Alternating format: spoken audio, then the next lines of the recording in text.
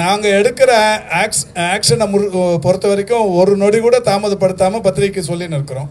போன 2-3 நாளுக்கு முன்னாடி தான் ரிப்போர்ட் கொடுத்துருக்குறோம். தனலட்சுமி ஸ்ரீனிவாசன், அதே மாதிரி திருச்சியில் இருக்கிற சீதார் 2 மருத்துவமனையிலையும் இந்த ஆர்கான் ஹார்வெஸ்ட் பண்ணுற அந்த லைசன்ஸை கேன்சல் பண்ணியிருக்கிறோம். அவங்க இந்த டிரான்ஸ்பிளான்டேஷன் பண்ண முடியாது, அந்த லைசன்ஸை ரத்து பண்ணியிருக்கிறோம். இது 2 நாளுக்கு முன்னாடியே சொல்லியாச்சு. என்னங்க இது? அதாவது ஒரு ஐஏஎஸ் அலுவலர் வினீத் தலைமையில், ப்ராஜெக்ட் டைரக்டர் வினீத் தலைமையில் விசாரணை குழு போட்டோம். இது யாரும் சொல்லி போடலை.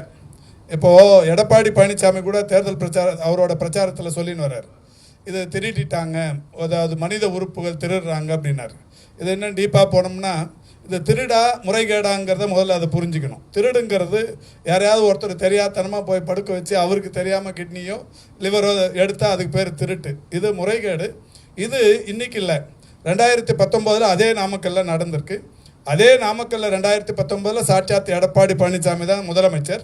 அப்போ ஒரு காவல்துறை அதிகாரி நடவடிக்கை எடுத்து இப்போ அந்த சிஎஸ்ஆர்லாம் கொடுத்துருக்கார். 2019 கொடுத்துருக்கார். 2019 காவல்துறை அதிகாரி நடவடிக்கை எடுக்க சொன்னதை அவங்க எடுக்காமே போயிட்டாங்க. அதோட தொடர்ச்சியாக தான் இப்போ எங்களுக்கு பத்திரிகைகள்லையும் ஊடகங்கள்லையும் வந்த செய்தியின் அடிப்படையில் இப்போ நம்ம துறை அதிகாரிகள் ஆய்வு பண்ணி, எல்லா இணை இயக்குநர்கள் ஆய்வு பண்ணி அங்கே தப்பு நடந்திருக்குங்கிறத 2 வாரம் டைம் கொடுத்தோம்.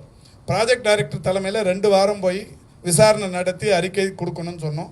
இந்த 2 வாரத்துக்குள்ளவே முதல் வாரம் முடித்த உடனே ஒரு பிலிமினரி ரிப்போர்ட்டில் தப்பு நடந்திருக்கிறதுங்கிறது தெரிய வந்ததால் உடனடியாக 2 மருத்துவமனை சஸ்பெண்ட் பண்ணியிருக்கிறோம்.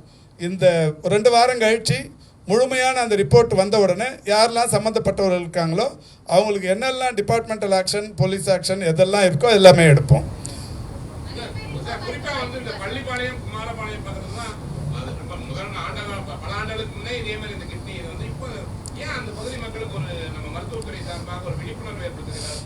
அதாவது அந்த மக்களுக்கு மட்டும் இல்லைங்க, ஒட்டுமொத்த இந்தியாவில் இருக்கிற மக்களுக்குமே போதுமான விழிப்புணர்வு ஆர்கான் கொடுக்கக்கூடாதுங்கிறது ஏற்படுத்தப்பட்டிருக்கு. உறுப்பு மாற்று ஆணையம், உறுப்பு மாற்று அறுவை சிகிச்சைகள், இந்த மாதிரியான விஷயங்கள் தொடர்ச்சியாக பேசப்பட்டு இது ஒரு மனிதாபிமானத்தோட மனித நேயத்தோடு செய்யப்படுற விஷயங்கிற மாதிரி. உறுப்பு தானம் பண்ணுறது, இப்போ லிவர், கிட்னி அந்த மாதிரி கொடுக்கறதுக்கு உறவினர்கள் எந்த மாதிரியான உறவினர்கள் இருக்கணும், அதுக்கு பிளட் மேட்சிங் எப்படி ஆகணும், இந்த மாதிரியான டீட்டெயில் ஒவ்வொரு முறையும் சொல்லின்னு இருக்கிறோம், ஒவ்வொரு முறையும் பண்ணின்னு இருக்கிறோம். நீங்கள் சொல்கிற மாதிரி பள்ளிப்பாளையத்தில் குறிப்பாக போய் அங்கே போய் நீங்கள் உடல் உறுப்பு விற்கிறவங்க இருக்கிறீங்களான்ற மாதிரி அங்கே போய் அவங்கள போய் நம்ம சந்தேகப்பட்டு எதுவும் பண்ணிடவும் முடியாது. யாரோ 1-2 பேர் பண்ணுற தப்பு, அந்த இடைத்தரகர்கள் யாரெல்லாம் சம்மந்தப்பட்டிருக்காங்கிறது இன்னும் ஒரு வாரத்துக்குள்ளே முழு ரிப்போர்ட் வந்த உடனே அவங்க பேரில் நடவடிக்கை எடுக்கும்போது தானாகவே அந்த ஊர் மக்களுக்கு தெரிய வரும்.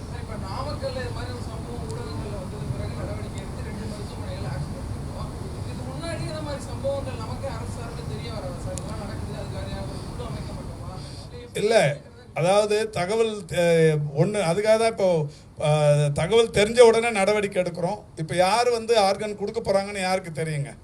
7-8 கோடி பேர் இருக்கிற இடத்துல நீங்கள் ஆர்கன் யார் இன்னாருக்கு கொடுக்க போகிறாரு எப்படி தெரியாது.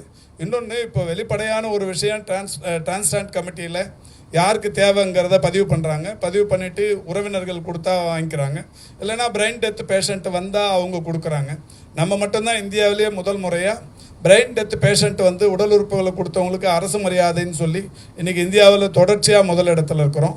இந்த பட்ஜெட்டில் கூட இந்த பிரெயின் டெத் ஆகி உடல் உறுப்பு தானம் பண்ணுற அந்த மனிதாபிமானத்துக்கு அவங்கள பாராட்டுற வகையில் அவங்களுடைய பெயர்கள்லாம் எல்லா மெடிக்கல் காலேஜ் ஹாஸ்பிட்டல் வாசல்லையும் ஒரு வால் ஆஃப் ஆனர்னு சொல்லி ஒரு சுவர் கட்டி அதில் அவங்க பெயர்களை பர்மனெண்ட்டாகவே பதிவு வைக்க போகிறோம்.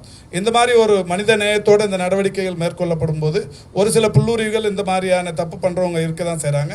அவங்கள கண்டுபிடிச்சதுக்கு அப்புறமா தான் நடவடிக்கை எடுக்க முடியுமே தவிர அவங்கவுங்க மனசில் யாருக்கு எந்த திருட்டு இருக்குன்னு எப்படி போய் கண்டுபிடிச்சிட முடியும்?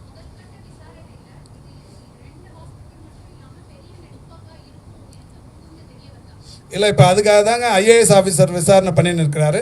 ஒரு வாரம் கழித்து ரிப்போர்ட் வந்த உடனே அந்த ரிப்போர்ட் காப்பி முதல்ல டைம்ஸ் ஆஃப் இந்தியாவுக்கு அனுப்பிடுவோம்.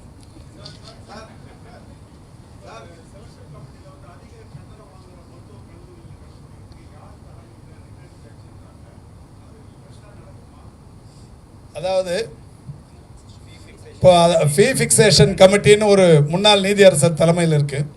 இப்போ அந்த மாதிரி யாராவது நம்ம ஏற்கனவேவும் ஒரு 2-3 முறை அவங்கள வெளிப்படையாகவே அந்த ஃபீ ஃபிக்ஸேஷன் கமிட்டிக்கு புகார் தரலான்னு சொல்லியிருக்கு. இப்போ நிறுவனங்கள் தான் போய் தரணும் அப்படிங்கல, பாதிக்கப்பட்டவர்கள் இல்லை அது மாதிரி அவங்க கேட்குறவங்க யாராவது பாதிக்கப்பட்டிருந்தாங்கன்னா அவங்க நேராகவே போய் தரலாம். அது தேவை அப்படிங்கிற மாதிரி இருந்தால் இங்கே நம்ம துறையில் வந்து அதிகாரிகள் அணுகுனாவே இவங்க அதுக்கான உதவியை பண்ணுவாங்க. அந்த கமிட்டிக்கு கூட அனுப்புறது, அந்த கமிட்டி கையில் கம்ப்ளைண்ட் பண்ணுறதுக்கான நடவடிக்கைக்கு உறுதுணையாக. ஆமாம், அதே மாதிரி இங்கே வர்றது இருக்குல்ல, இந்த செலெக்ஷன் கமிட்டிக்கு வர்ற கம்ப்ளைண்ட்டை இவங்க அந்த ஃபீ ஃபிக்ஸேஷன் கமிட்டிக்கு தான் அனுப்புவாங்க.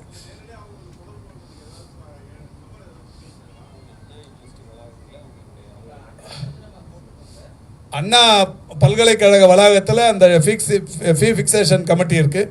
அங்கே போய் கேட்டால் அவங்க சொல்லுவாங்க.